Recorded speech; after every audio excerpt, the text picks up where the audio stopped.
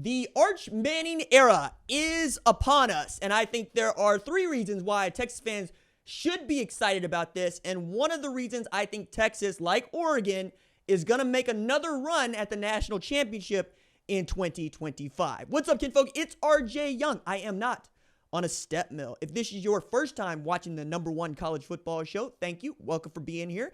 Hey, I should say, thank you for being here. And welcome, my goodness. So hit the subscribe button and ring the bell so you don't miss any of the segments that we upload here. And why don't you answer the question in the comments? Do you think that Texas is going to be a different animal, one that can win a national championship, with Arch Manning at quarterback? I think the answer to that off the rip is yes, and I think that they can. Will they is always going to be an open question. One of the things that we learned from this long college football season is that you need an outstanding playmaker at quarterback. You need a guy that can make it happen when everything else has gone wrong. Take a look at the quarterbacks that led teams to the national championship game this year: Riley Leonard and Will Howard. Will Howard is a better pocket passer than Riley Leonard. However, the offense at Notre Dame does not ask Riley Leonard to stretch and throw the football down the field. It does, however, ask him to make plays when the play breaks down or to pick up hard yards. Kind of like a Tim Tebow light, right? Same thing I think is true with Will Howard. When it has been up to him to go get those hard yards, you want the 6'5", 240-pound dude to go and get them. That's just not something that Quinn Ewers has in his bag. That's not a knock. It's just what it is. And if you are Texas, you've seen what you have in Arch Manning, and he, I think, has living up to the hype. 5-star prospect that is mobile, has an outstanding arm, and sees the field really well. He was in on some packages, mostly in goal line situations late in the season, or I should say red zone situations late in the season. But that really didn't showcase his full arsenal. We got to see that when he came in relief of Quinn Ewers, who went out injured the game against UTSA. We got to see it again in the win against Louisiana Monroe, and we got to see it again in the win against Mississippi State.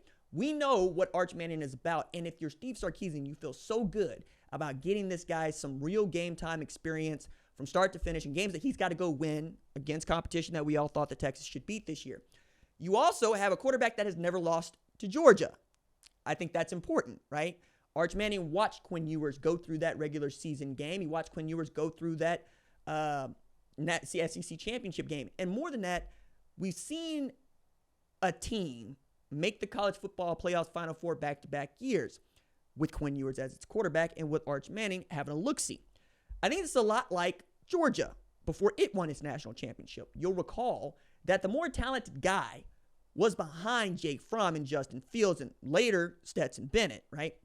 Even with a 5-star like JT Daniels on the roster, Stetson Bennett ends up being the guy. He's got Kirby's mind and heart, and frankly, he was great operating the offense with Todd Monken. Todd Monken, who is probably coaching the league MVP, and Lamar Jackson this season for the Baltimore Ravens.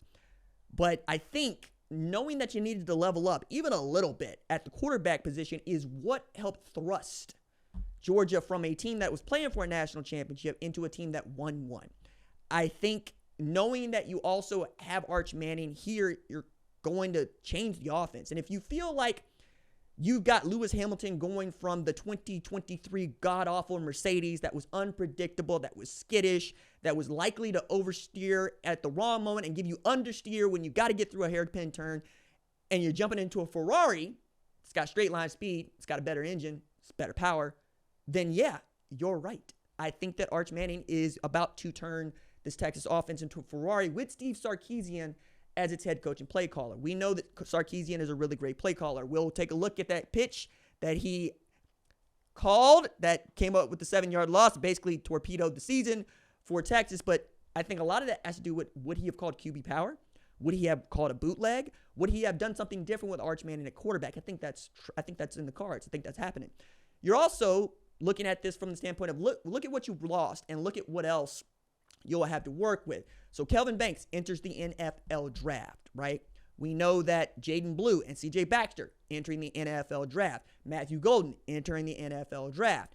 You're making room for some of the guys that have probably played a lot of scout team with Arch Manning, and you are adding more players that are great. Ryan Wingo probably becomes a feature, if not the featured wide receiver on that team with Arch Manning throwing passes, say nothing to DeAndre Moore.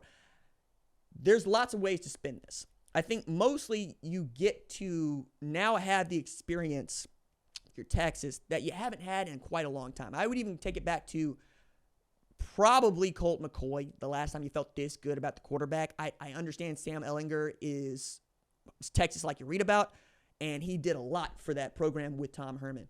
Loved being the starting quarterback at Texas. But in as far as star power and the ability to lead a team to a national title game, well, I think that's Colt McCoy. And, I'm going to take a step farther. I'm going to make Quinn Ewers into the Colt McCoy comp, and I'm going to make Arch Manning into the Vince Young one. I know I'm going to catch hell for this, but I don't care because he's the guy that led them to a national championship, and that's what we're talking about. We're talking about Arch Manning leading Texas to a national championship. The pedigree is there, the burying is there, the coaching is there, and the roster will absolutely be there. And you've got the dream if you are an old fuddy-duddy traditionalist Texas fan. You got a guy that doesn't want any name, image, and likeness money or take any money out of your salary cap. He's gonna, because his people are going to be like, yeah. We know what Arch said, but pay him, because that's what you do with things that you find to be valuable. You pay for them. He's valuable. He is on a short list of the most valuable players in college football 2025. Matter of fact, it's Jeremiah Smith and then Arch, and it's only Jeremiah Smith and then Arch because Jeremiah Smith has put together 1,000 yards receiving and has broken record after record after record at Ohio State as a receiver, a position group that has been their strength and the strength of college football for the last 5 years. All of this is going into the calculus when I think about what Arch Manning is or isn't going to do. What you're going to have to also take advantage of is, going into this season, you know what it means to have to play deep into December. You also know what it means to have to play the first round game and then try to go deep into December. Playing 16 games, 17 in some places, is going to be the norm for what we do. I think knowing that you've had to go through August, camp to game, then September where you're playing your prestigious non-conference games, then into your SEC schedule, that's, September all the way to November, and then a conference championship game. And then you got to play 4 games to win if you're Ohio State or Notre Dame, which is what we're looking at, right? You're looking at an NFL season. I think Arch is going to be prepared for that. Not just because he's been a part of Texas, but because he's got 2 uncles that, coached teams to Super Bowls and made deep runs in the playoffs and are going to do everything they can to help him. To say nothing of what Archie Manning has been able to do in as far as growing up, not 1, not 2, but 3 really great quarterbacks, his sons and his grandson, right? Cooper Manning's got to feel really good about all of this too. I think it's all coming up for Texas fans to think that they should have every chance to win the national championship, if not one of the best chances to win the national championship, given what we know is coming back. When you look at the quarterback position, and you look at the money that it's demanding, and you look at the caliber of the talent, it kind of seems out of sync. Darren Mensah getting $4 million annually. Carson Beck getting $3 million according to The Athletic, $4 million according to CBS Sports, $3 million to $2 million for John Mateer at Oklahoma. Garrett Nussmeier coming back to LSU, right? DJ Lagway coming back to Florida. Arch Manning coming back to Texas. Ohio State's going to have to move on from Will Howard. If Texas enters this season as the number 1 team in the country, it would not shock me. How about that?